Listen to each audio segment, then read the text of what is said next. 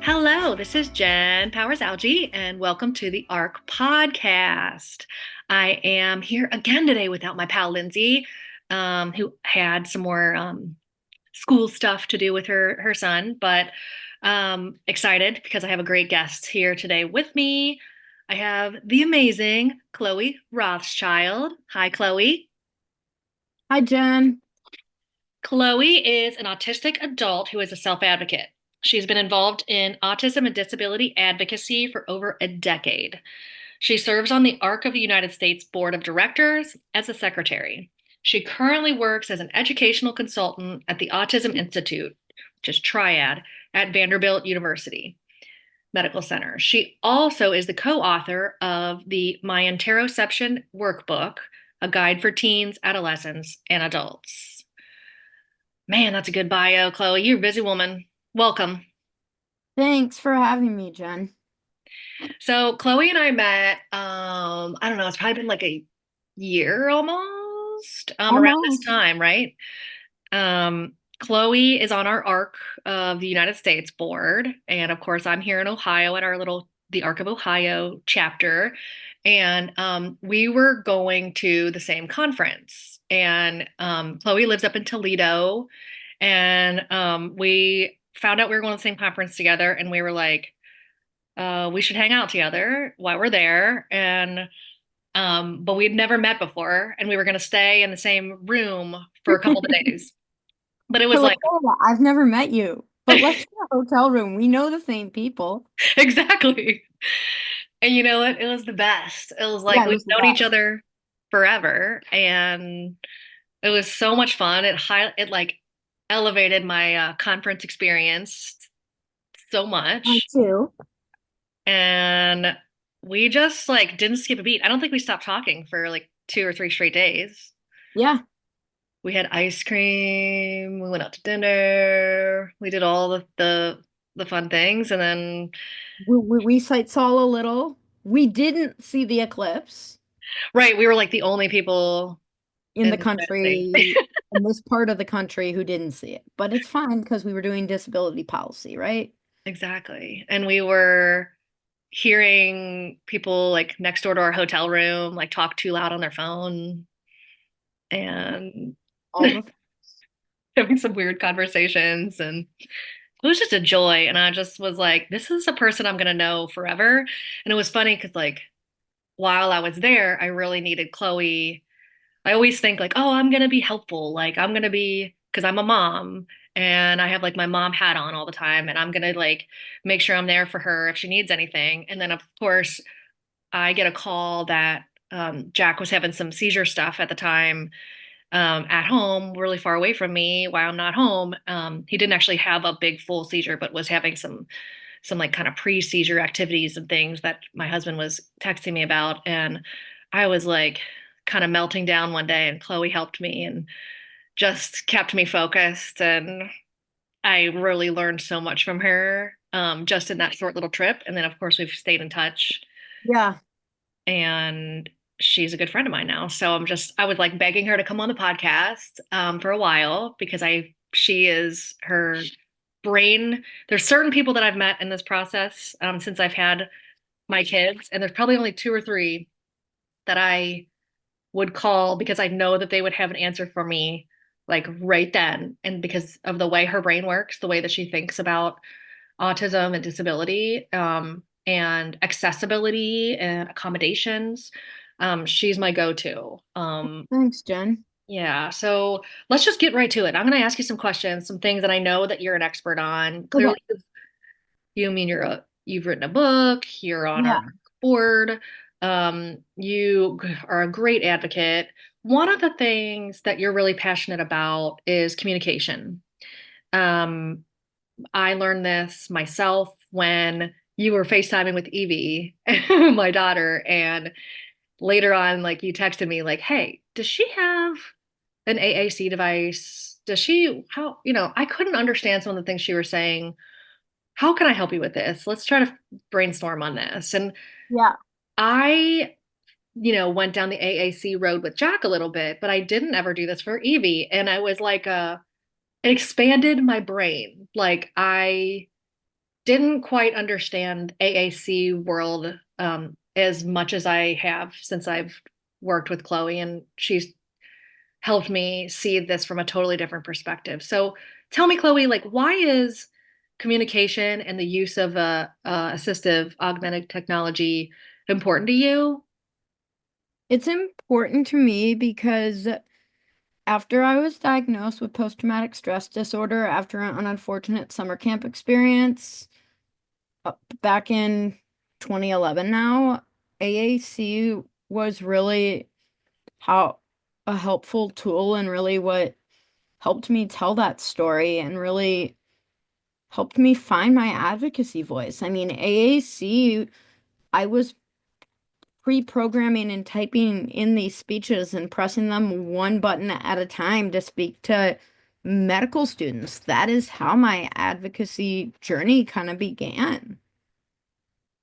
Do you think everyone with autism or even Down syndrome or any disability that has some kind of language and pragmatic speech concerns or even like anxiety and with the autism, do you think that everybody could benefit from AAC? I think definitely for sure, but something that like I've thought about more lately is, to be honest, if you think about it, AAC is can be any alternate mode of communication for anyone in general. So, we, as most humans, use AAC whether we have a disability or not. We text all the time.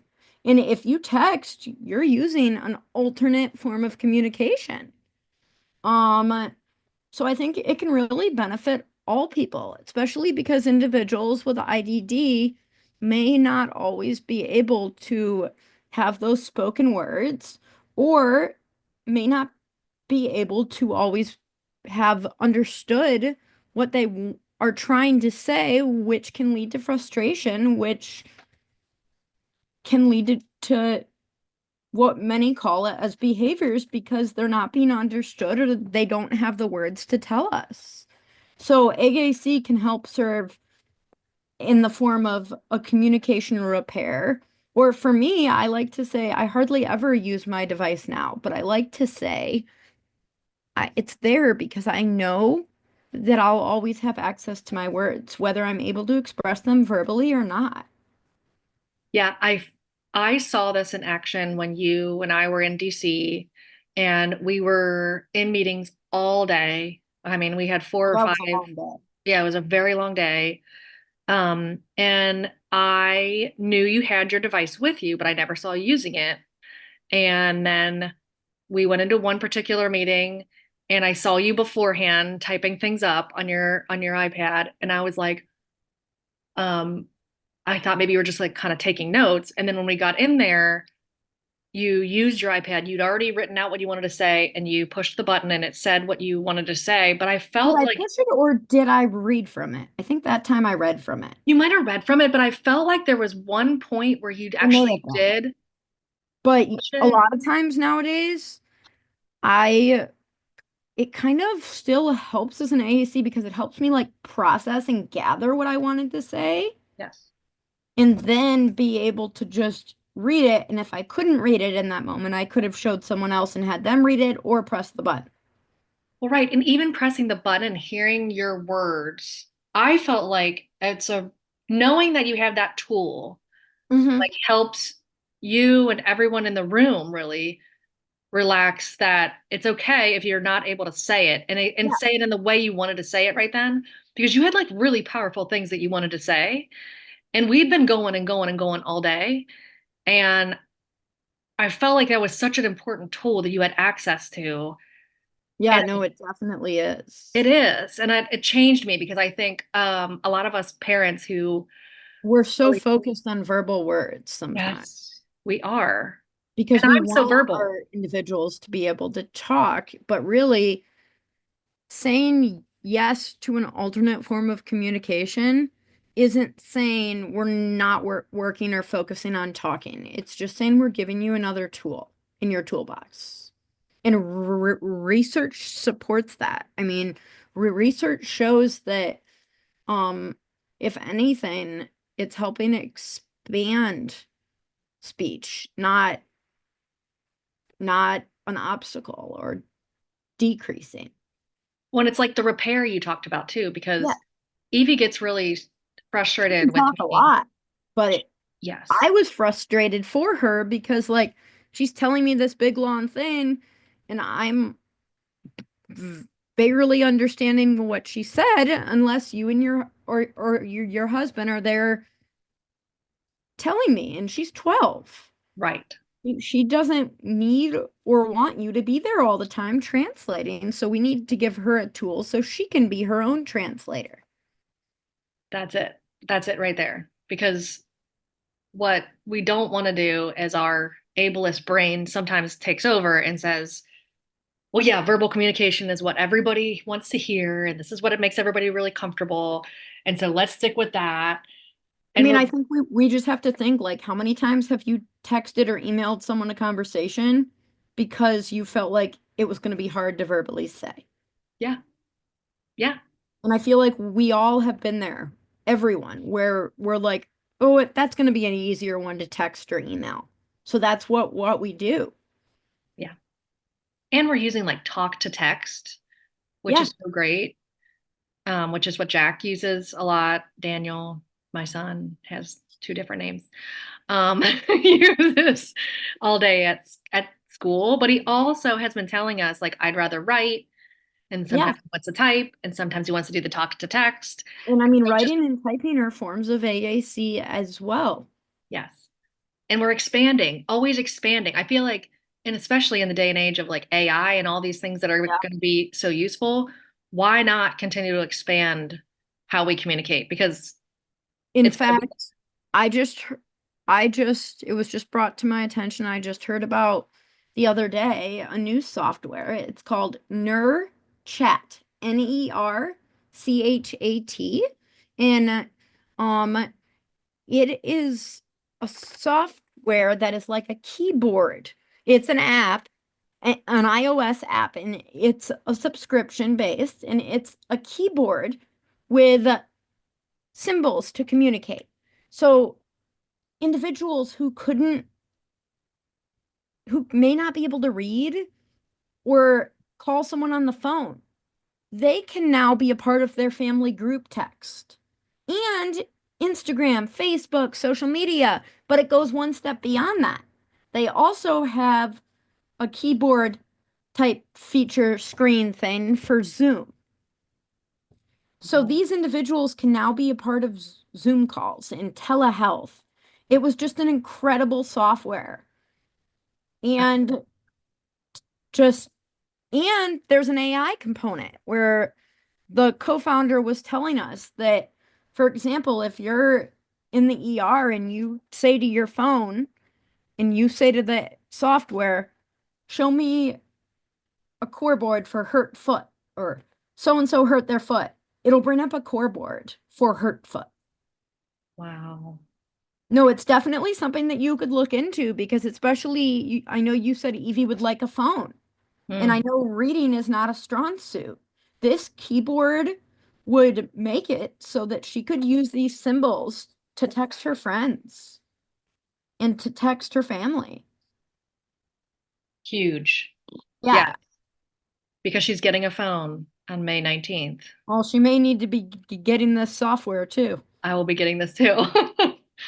See, this is why you talk to Chloe because she gives you just all this wealth of information that's right there on her on the top of her brain, and she can just give it to you.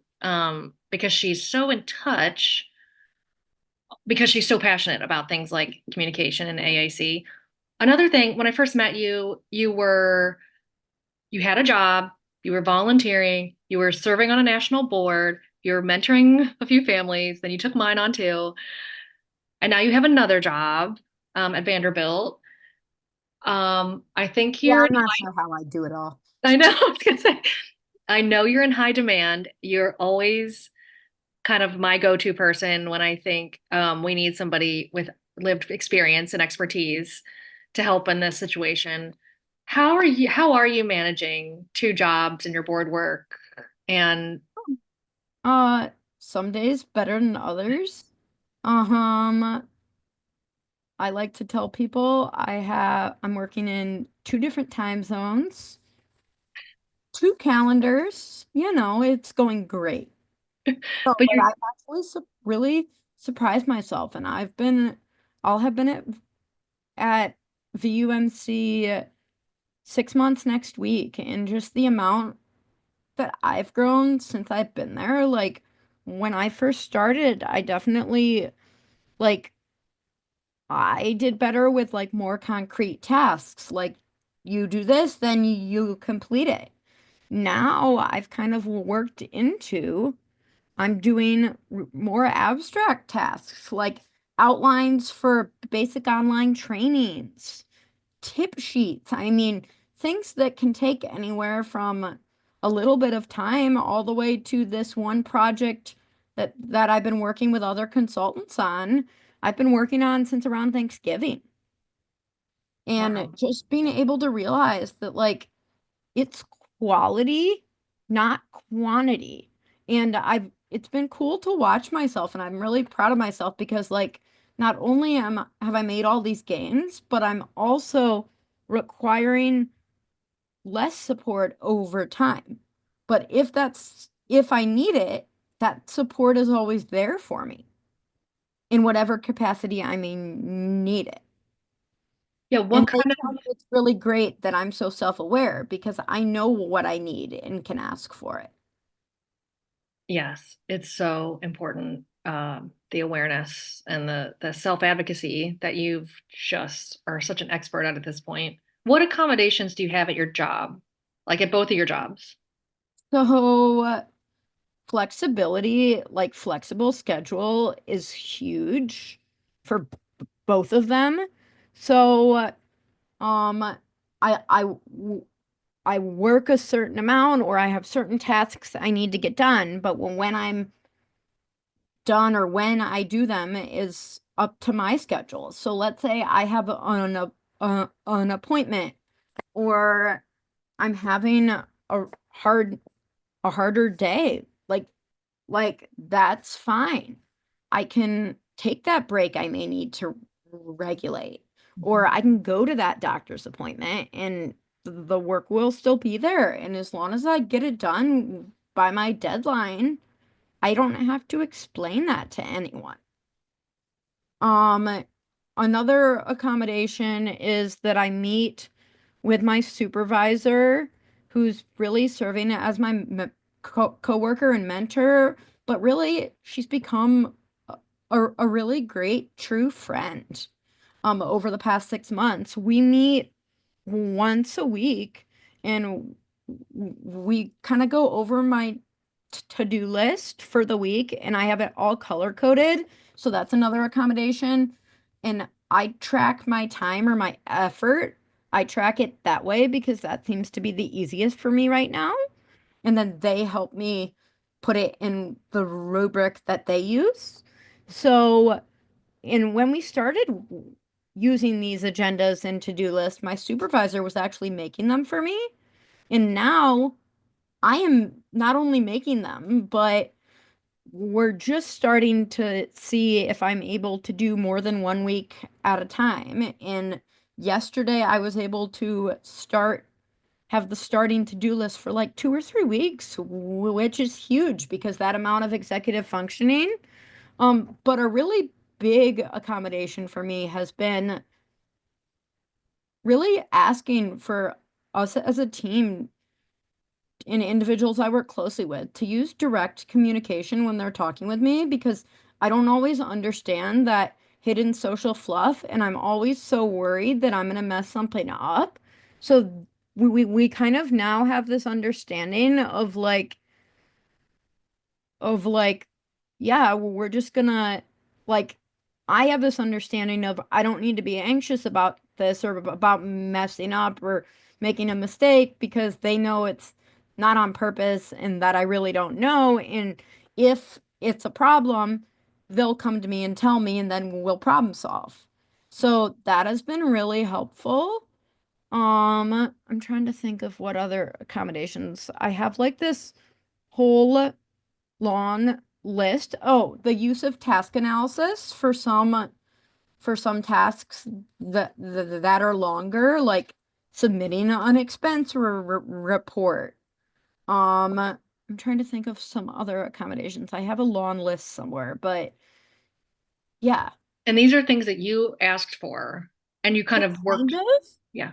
just naturally fell into place.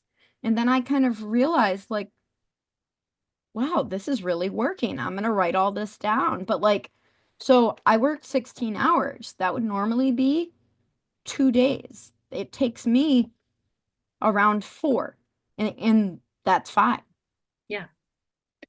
Let's talk about interoception. Yeah. You worked with Kelly Mahler on your book, Yes. my And interoception Jarvis. workbook. Yeah. Tell me, can you just give us what it is Yeah. and how it's helped you and how you've taught it to others and that Yeah. and why that workbook is useful? So interoception is the eighth sensory sense, and it's how we really feel our body in not only our emotions, but also these feelings like thirsty, hungry, sleepy, mad, sad, tired, full, hungry.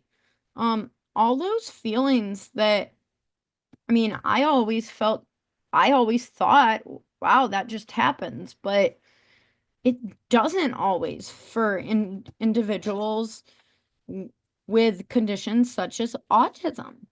Um, and I met Kelly Mahler at a conference 10 years ago, and really, as I was sitting there listening to her talk, I was like, wow, I think that this is a name for everything that, not everything, but a lot of what I've been struggling with. I was not able to connect my body signals to an emotion, and therefore I was not able to connect them to an action that would be helpful.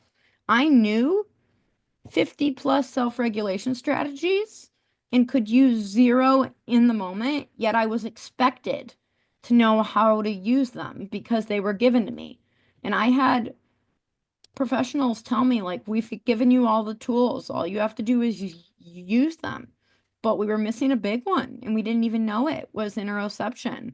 I now have less meltdowns, less in frequency and intensity, because I'm able to regulate better and know what strategies work for my body because I'm more in tune with my interoceptive awareness.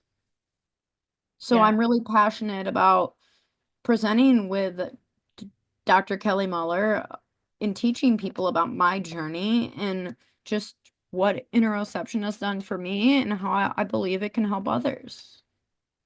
absolutely. I learned about this too at a conference. I had a Cali con when Dr. Muller was there, and it impacted me too, because I felt like it was like the missing piece of what exactly like you just said. Like we're giving him all these things. We've been an OT since he was 15 months old. Why aren't we connecting this when we need it? And we just couldn't figure that piece out. And so after some work, and I will say that as a parent, when the work first starts with your occupational therapist, you're like, seriously, like, how do you tell when you're thirsty? Like, really, guys?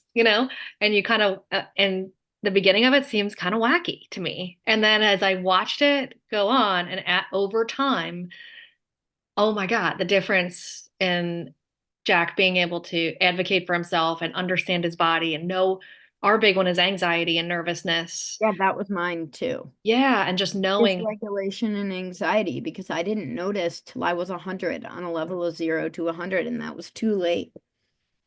I love that you said that you had 50 different coping strategies and Yeah. zero worked in the moment because I think that for parents, it's like, that's it. That's, we have it. We're doing the work. We're going to the therapies. We're getting what our kids need, but we're not able to do everything for them. So they have to Yeah. actually learn and I think the more independent and able to work and live in the community you are, the more connected you are with how you can cope and what things help you. So like I think this is why you're such a successful person living in the community and working and things because you actually did this work, this Yeah. interoception work No, for sure. I agree with that. and you're sharing it because you Yeah. wrote this book and you've done a lot of work with Dr. Mahler.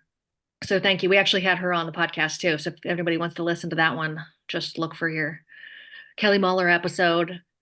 You are on the board at the Arc of the United States. Tell us about that. And you're the secretary. What do you feel like as a self advocate, what your role is on the board? It's been a really great experience. And my real role and what I consider my role is just to really advocate for what not only myself, but others with intellectual and developmental disabilities really need. And kind of, I co-chair the National Council of Self-Advocates. So kind of bring what I hear in those meetings to the board and be like, hey, this is what I'm hearing is important, and kind of just being that voice and representation of the as someone with IDD serving on the board. Not that I speak for all with IDD, but I try really hard to make sure I'm advocating for what people think is important. And right now, there's been a uh, big stress on, I've noticed as an advocate, on Medicaid and HCBS, home and community-based services. Yeah, let's talk about that. That's my kind of last question that I really need your input on here because um, this is overwhelming, political advocacy right now, and working for a nonprofit that cares about people with disabilities and their families. We are a very stressed bunch of people right now because there appear to be some Medicaid cuts coming. Um, and I want to know what your biggest worry there is, and how you're advocating and are we just I'm kind of in the take a deep breath, let's organize, let's collect ourselves. Where are you at in this process? Are you calling every day, our senators? Mm, not every day. I'm Yeah. trying at least once, twice a week, but uh, I think we all kind of maybe needed a reset after Tuesday night's events. Mhm. And now we can continue advocating again. But my biggest fear is that this is really going to impact individuals with IDD, and we've worked so hard at deinstitutionalization and inclusion. And I now worry that individuals aren't going to have a better choice. What does Medicaid mean to you? So What's your personal Medicaid is my really my ticket to a self waiver and my ticket to be able to live independently in my own place with the support that I need to be successful and to not only survive but thrive. And it's like that for many people. Yeah.